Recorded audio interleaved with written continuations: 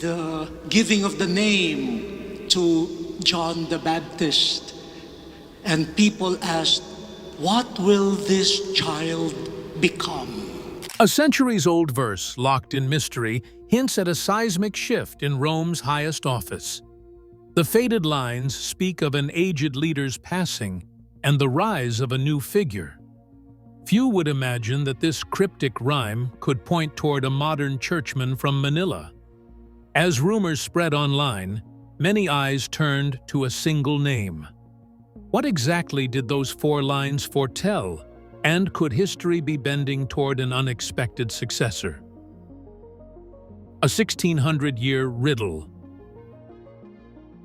Nostradamus was a French apothecary and seer who lived in the 16th century.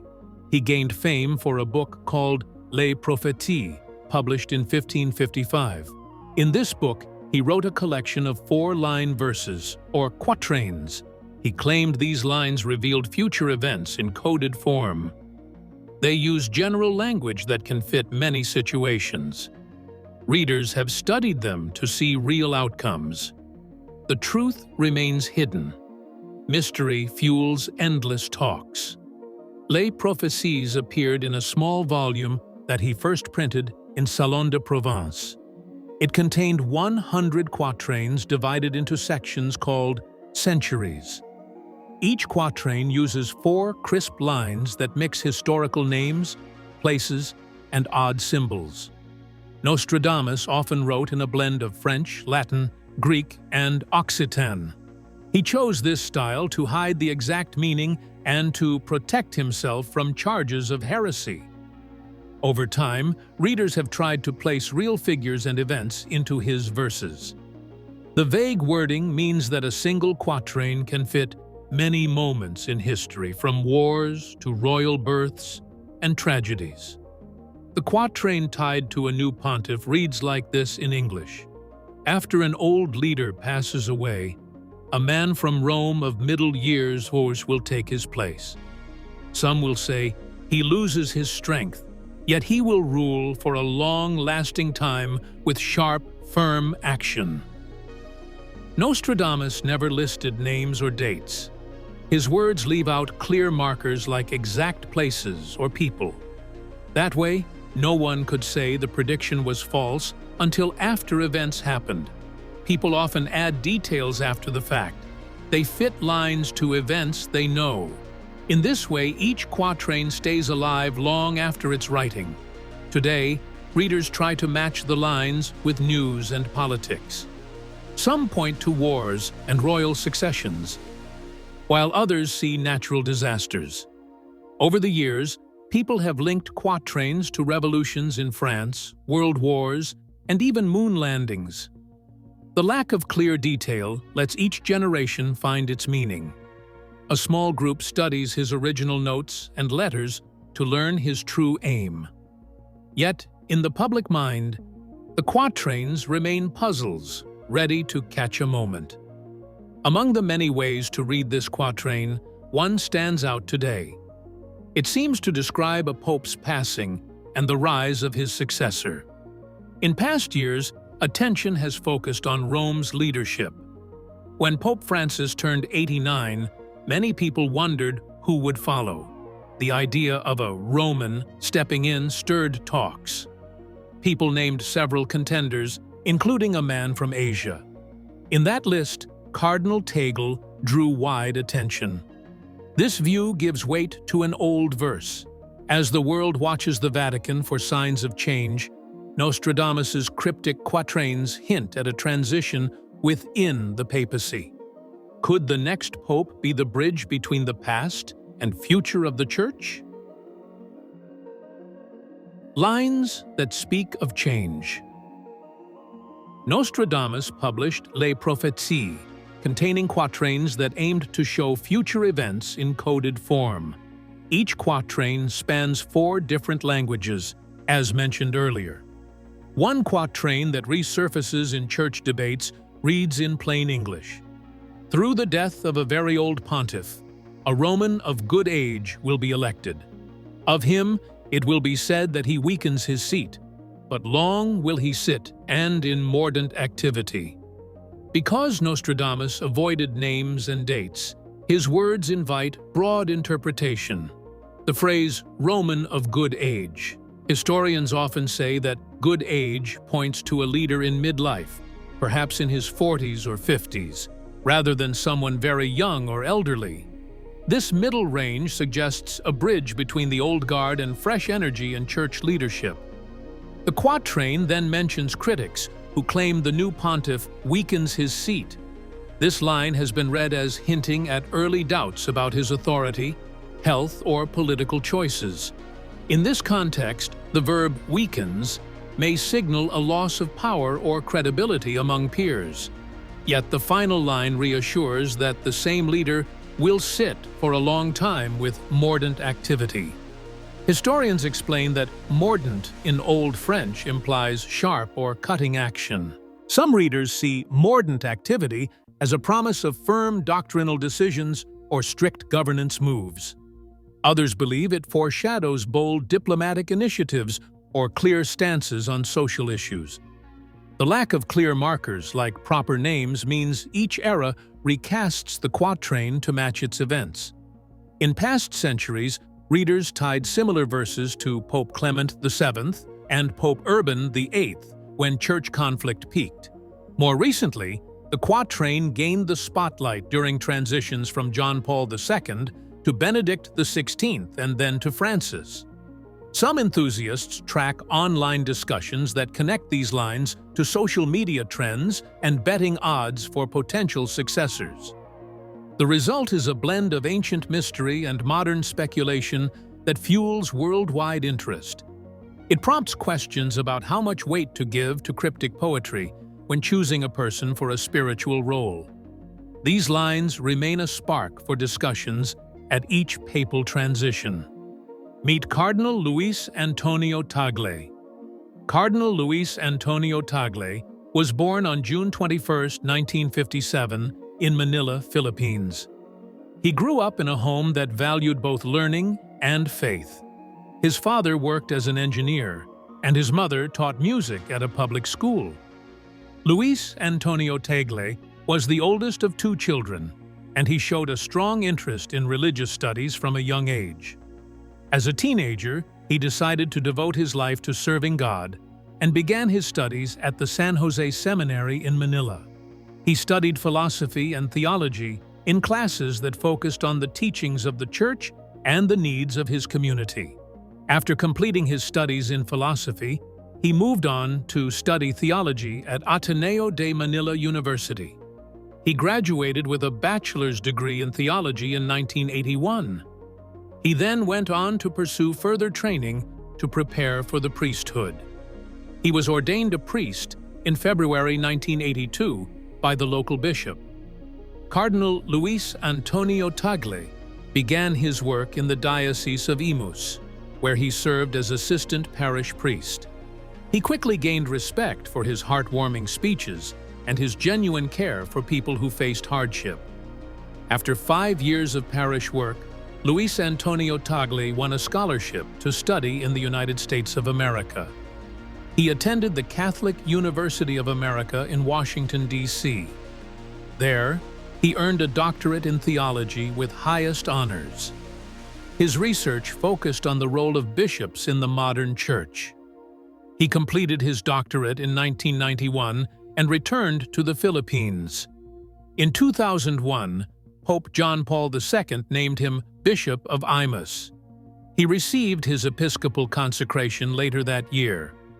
As bishop, he launched youth programs and built training centers for seminarians. He gained a reputation as a leader who could connect with young people. Many called him Father Chito, a nickname that stuck because of his warm approach. In 2011, Pope Benedict XVI appointed Luis Antonio Tagle as Archbishop of Manila. He became one of the youngest leaders of a large archdiocese at age 54. He received the pallium, a woolen band symbolizing his unity with the Pope. As Archbishop, he guided millions of Catholics in a city known for its rich faith and deep social challenges. He visited slums and hospitals to show support for the poor. Pope Benedict made him a cardinal in late 2012. He took the title of San Felice da Cantalice and joined councils for family and migrant issues. His calm voice and gentle nature won praise from church leaders around the world. Many admired his simple style and his focus on mercy and compassion. In 2019, Pope Francis brought him to Rome to lead a new office for sharing the faith. This office, called the Dicastery for Evangelization, focuses on communities that have not heard the gospel. In 2022, he became pro-prefect, making him one of the top officials in Vatican outreach. He also helps guide orders of priests and brothers around the globe. His work balances deep theology with practical care.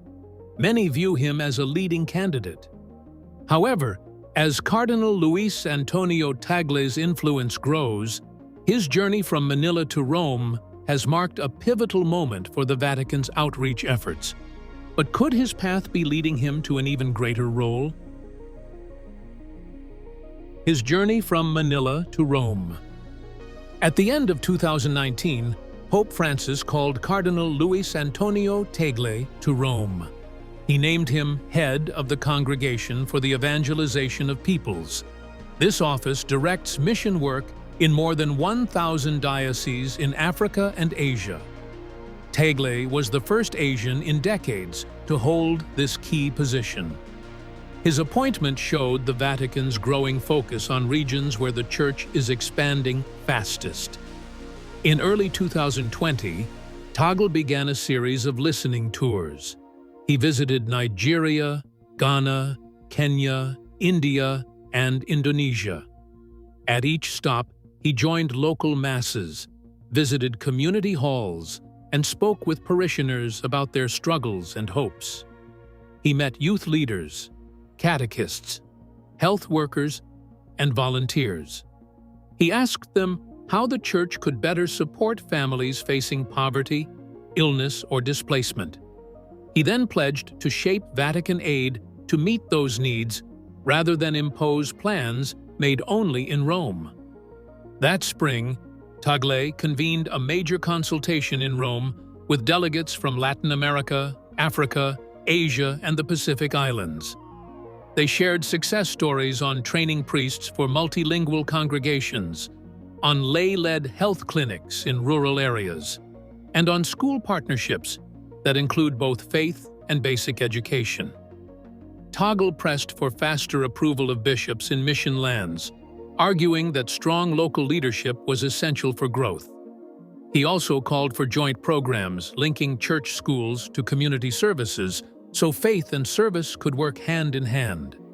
When the global health crisis arrived, Tagle transformed his department into a relief hub. He created emergency funds for food, masks, and medicine. He partnered with relief agencies and local parishes to open shelters for families isolated by lockdowns. He launched online masses, virtual prayer groups, and digital catechism classes that reached tens of thousands. He organized remote training sessions for missionaries in areas closed to visitors, ensuring that ministry and training continued under travel restrictions. In mid-2022, Tagle took his message to the United Nations office in Geneva. He warned that the migrant and refugee crises test a nation's moral strength. He urged governments to welcome people fleeing war and poverty and to treat every person with dignity. He said migration is a shared human journey and that hospitality is both a right and a duty. Shortly after that speech, the Vatican approved a new constitution that reformed its central administration. The congregation became the Dicastery for Evangelization, and Tagle was named pro-prefect, with broader authority to lead reforms. He immediately rolled out digital outreach channels featuring short videos on local saints, missionary projects, and simple prayers in African, Asian, and European languages. At the same time, Tagle became Grand Chancellor of the Pontifical Urbaniana University. he led a revamp of seminary programs, adding online courses and scholarship support for students from emerging mission regions.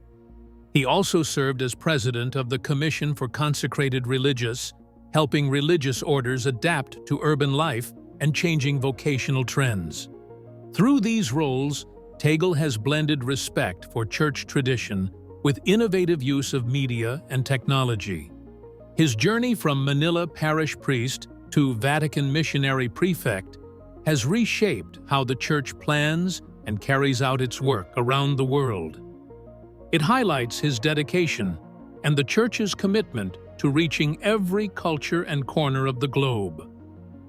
Odds, bets, and global buzz. When Luis Antonio Tagle was made a cardinal in 2012, global attention quickly turned to him. His rise in the church was seen by many as fast and surprising. Because of his soft-spoken nature, deep faith, and strong connection with the poor, some Catholics began to wonder if he could one day become pope. Soon, discussions about him started outside the church, including in the media and even in betting markets.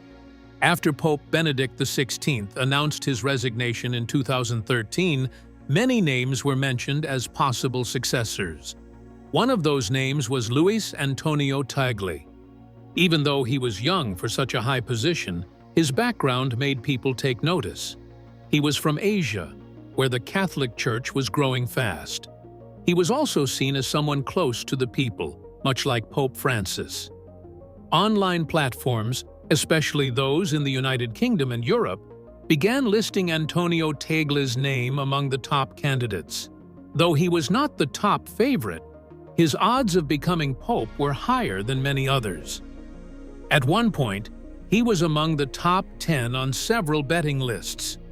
These websites were used not just by gamblers, but also by people watching the church closely.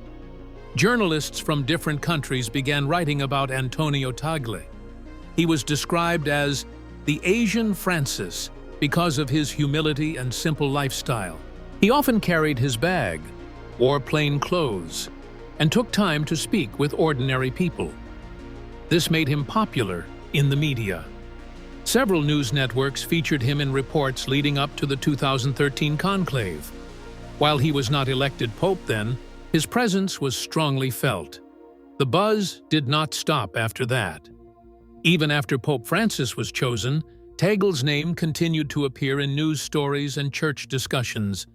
In 2019, when he was appointed as prefect of the Congregation for the Evangelization of Peoples, a key role in Rome, the attention around him grew stronger. This department is one of the most powerful in the Vatican. It deals with missions and spreading the Catholic faith worldwide. People saw this move as a big step toward a higher role in the church. Many believed that Pope Francis had great trust in Antonio Tagle, giving him more duties and visibility.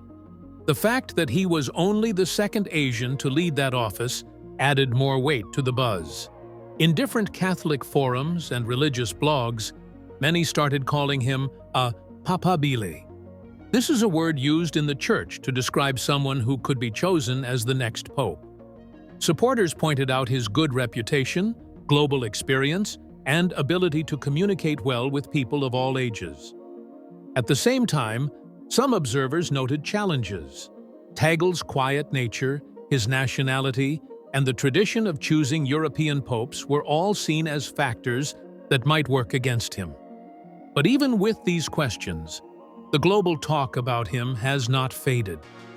The idea of a pope from Asia, especially someone like Luis Antonio Tagle, has continued to attract interest from both Catholics and non-Catholics around the world.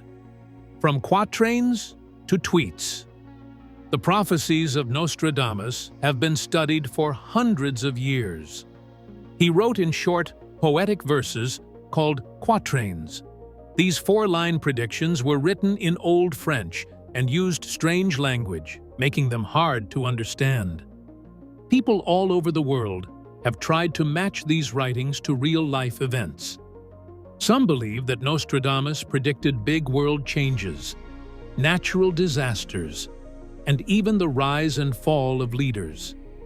In modern times, many people have tried to connect Nostradamus's words to current news.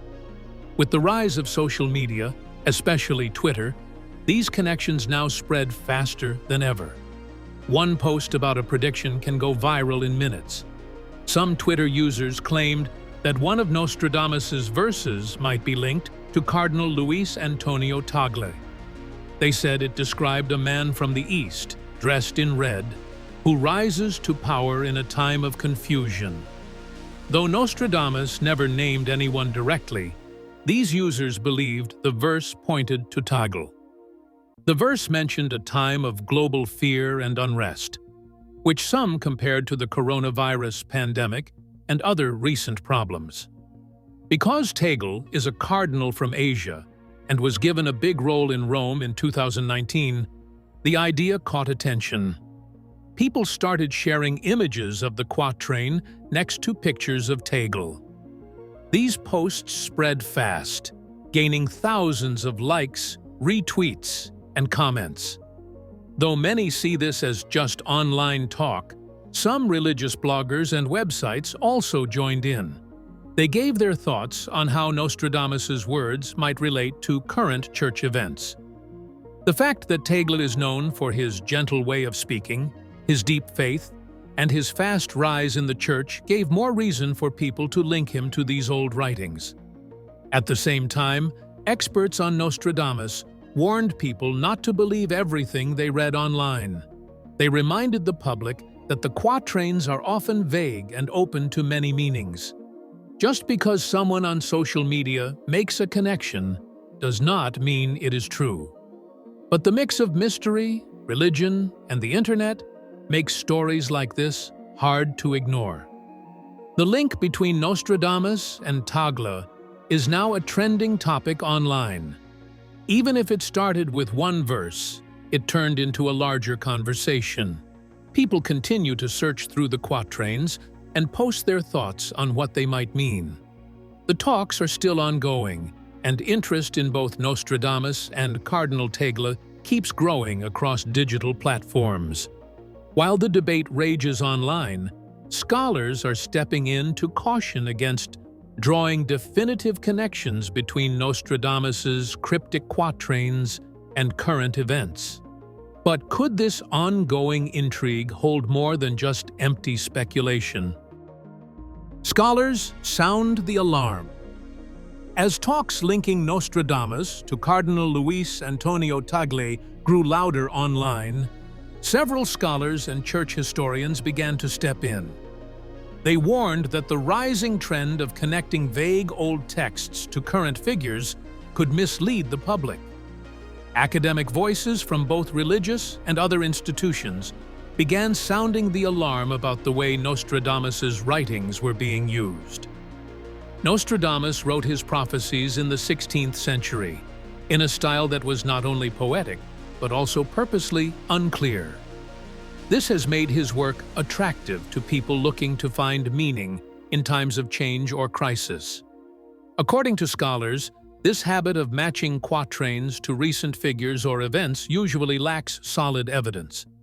The language Nostradamus used was full of symbols, word plays, and even code words meant to protect himself from the church authorities of his time. That makes exact interpretation nearly impossible. Luis Antonio Tagle, a high-ranking official in the Vatican and one of the most recognizable Asian faces in the Catholic Church, naturally became a subject of attention.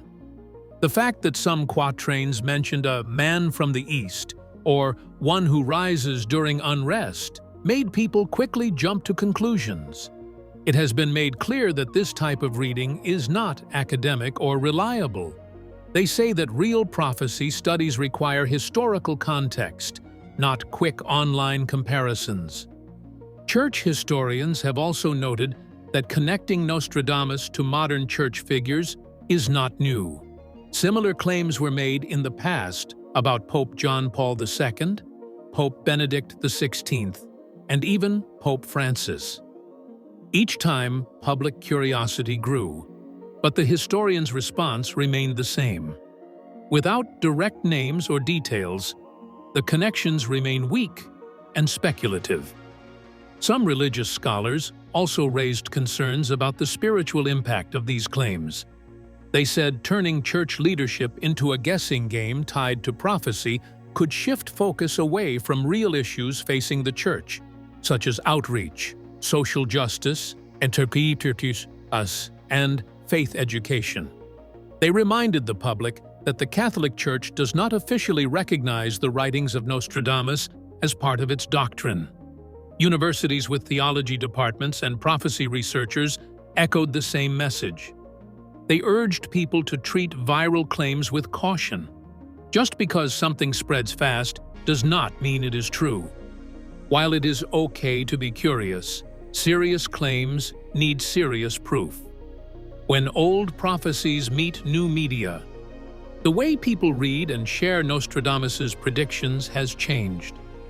What was once found in dusty books is now going viral across digital platforms. Today, posts about Nostradamus and Cardinal Luis Antonio Tagle appear on YouTube, TikTok, X, formerly Twitter, and Facebook. Social media has become the new tool for spreading old prophecies to millions within seconds. In the past, people had to visit libraries or buy books to read the quatrains. Now, short video clips, memes, and commentaries are making these ancient writings easier to access, but also easier to misinterpret. Many accounts online present theories without proof. Some create edited images, dramatic voiceovers, and urgent titles to grab attention. These tools help the content spread, but often remove important details or context. For example, one viral video claimed a quatrain that says, "The great man of the East will sit in the city of 7 hills," referred to Tagle. The city of 7 hills is a common name for Rome, and Tagle works at the Vatican, located in Rome. However, experts warn that these matches are often a stretch. They explain that Nostradamus used many poetic symbols that could mean different things depending on the reader. The problem grows when posts do not mention the full verse or the historical setting. Without knowing the full background, people are left to guess or believe what the video suggests. This becomes even more dangerous when large channels with big followings begin to repeat the same message. Once that happens, it spreads far and wide, and it becomes difficult to correct. Mainstream media has also noticed this trend. Some news websites have published articles about how prophecies are being recycled to fit modern figures. They report how people, especially younger users, are engaging with these stories as part of a larger interest in mysteries and world events. It is a mix of curiosity, entertainment, and sometimes fear. Digital culture has made these ideas more powerful. Hashtags, trends, and algorithms push popular content to the top. When a user clicks or comments, they are more likely to see similar posts again. This can trap people in cycles of unverified information. The meeting point between old predictions and new media has created a modern form of storytelling. But with that power comes the risk of spreading confusion. As these topics become more popular online, the need for truth and accuracy becomes more important than ever. As online trends fuel the growing speculation, the world's attention turns to the Vatican's future leadership. With the papal conclave on the horizon, all eyes are on who will succeed Pope Francis. Countdown to the conclave. Cardinal Luis Antonio Tagle has become a name often mentioned whenever discussions about the next papal conclave arise. As the Catholic Church prepares for a time of transition, insiders, observers, and faithful followers around the world are closely watching each development. While people are still shocked and mourning the death of Pope Francis, speculation over his eventual successor has grown steadily louder, particularly due to his age and health concerns. The conclave is a formal process. When a pope dies or resigns, The College of Cardinals convenes in Vatican City. Only those cardinals under the age of 80 are eligible to vote. Currently, there are around 120 cardinals with voting rights. These men will be locked inside the Sistine Chapel until a new pope is elected by a two-thirds majority. Smoke signals are used to indicate the voting progress. Black smoke means no decision, while white smoke announces that a new pope has been chosen. Cardinal Luis Antonio Tagle, originally from Manila, Philippines, is widely considered papabile, a term used for someone thought to be a strong candidate for the papacy. His rise within the church has been steady and well documented.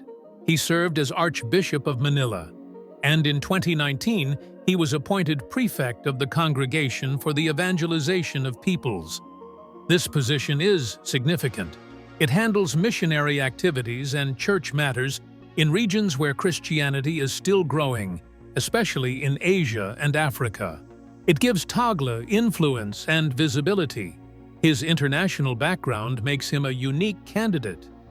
He studied theology in the United States and earned a doctorate from the Catholic University of America. His training and career have allowed him to work with church leaders worldwide.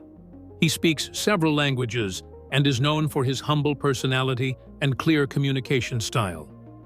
These traits help him connect with both clergy and lay people. Cardinal Luis Antonio Tagle's support base is also notable. He has strong backing from several Asian and African bishops who see him as a symbol of the Church's future direction, one that is more inclusive and global. The growth of the Catholic population in these regions has shifted the Church's demographic center, making leaders from these areas more relevant than ever in papal discussions.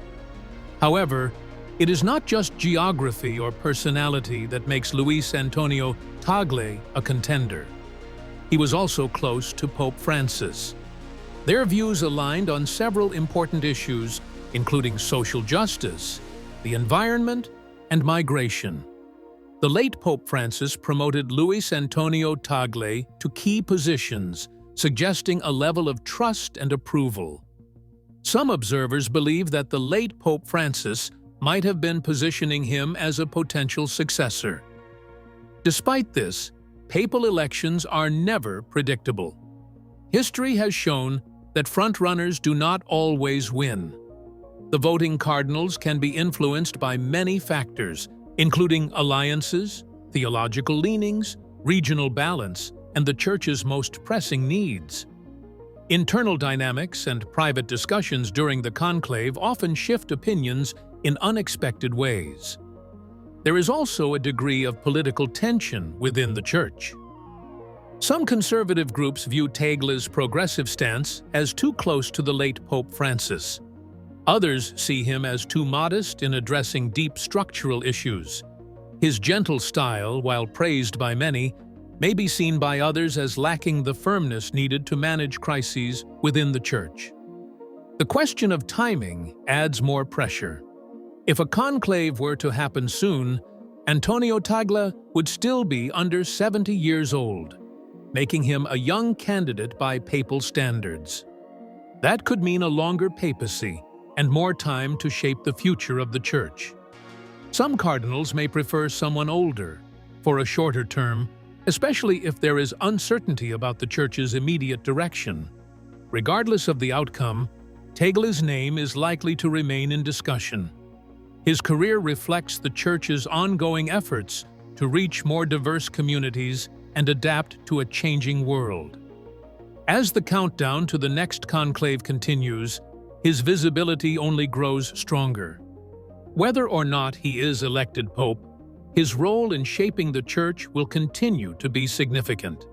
For now, all eyes are on Rome. The halls of the Vatican may be quiet on the surface, but beneath that calm lies a Church preparing for a pivotal moment. Conversations, briefings, and silent judgments are underway. When the time comes, the world will be watching the Sistine Chapel once again, wondering if the name Luis Antonio Tagle will rise with the white smoke. If this story left you surprised, just wait. There is more to come. The world is watching, and so are we. Make sure to like, comment, and subscribe so you never miss an update. What do you think about Cardinal Tagle's rise? Could he truly become the next pope? Join the conversation below. And when you are done here, do not miss our next video. It might just reveal something you did not expect. You do not want to miss it.